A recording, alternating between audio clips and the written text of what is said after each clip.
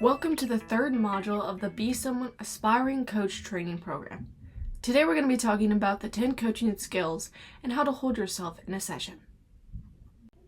Alright, let's jump in. First off, how to prepare for a BeSomeone coaching session. You'll want to review the content slides that you're going to have for each session before each session. That way that you will be prepared and you'll know what you're going to discuss with your client.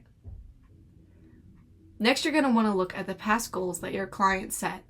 That way you can check up on them with an open question, such as, "Hey client, we set this goal. How are you doing on that goal?"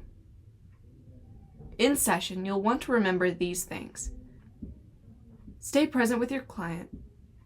Keep all distractions away. Make sure there's no music playing or you haven't been watching TikTok right before a session. Remember that it's the client's work and not yours. What's important here is a coach must separate himself from his client's work, from his client's situation and goals, so that the coach doesn't take the client's emotional load. Life is hard enough to carry on your own. It's even harder when you're trying to carry someone else's life. Next, you want to hold a growth mindset instead of a fixed mindset. We're not always trying to solve the problem in a coaching session. It's in the client's hands. It's the client's responsibility to achieve the goals that they have set.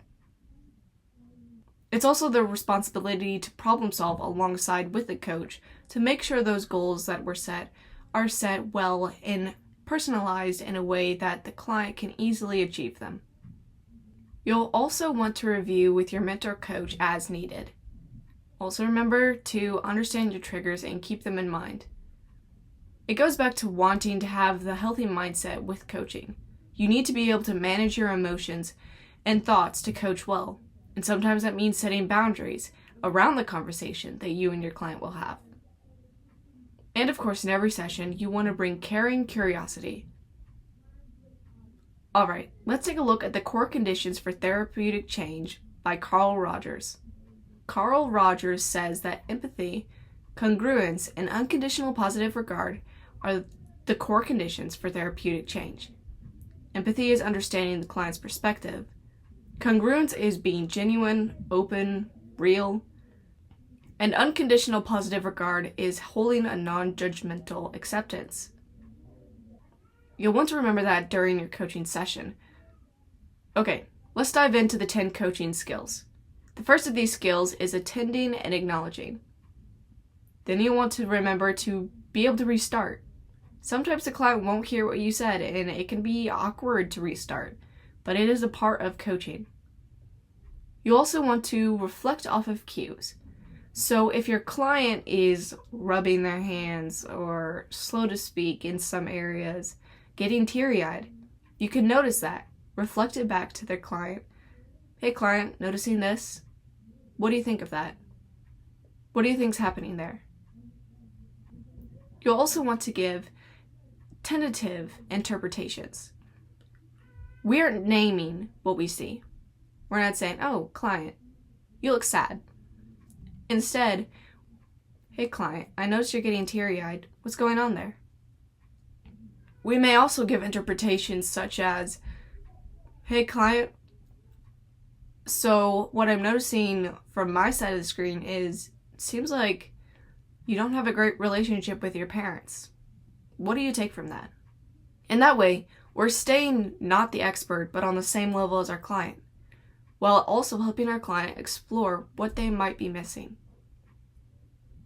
We also want to be able to summarize, probe, give feedback, which we'll discuss in Module 5, and have support for our clients.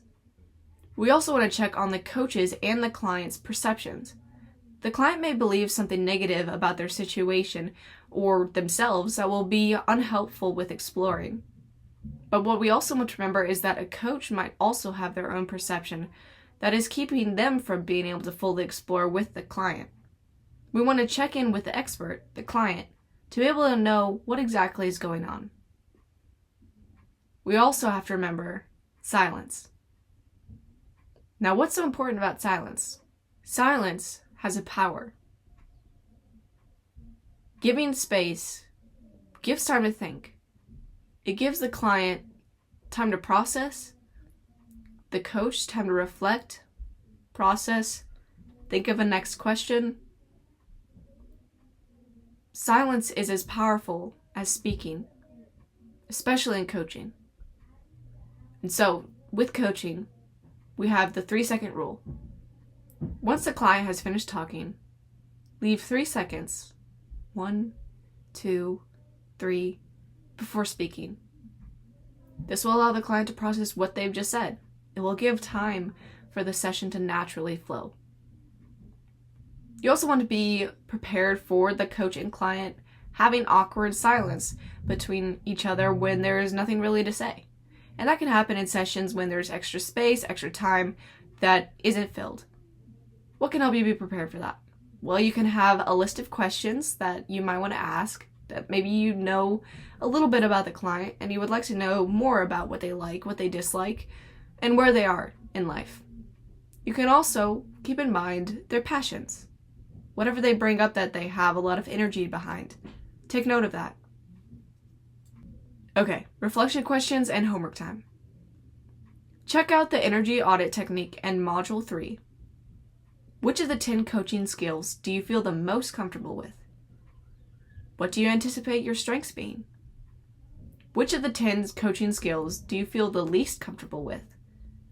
What do you anticipate your biggest challenge being? Thank you for having the courage to be someone.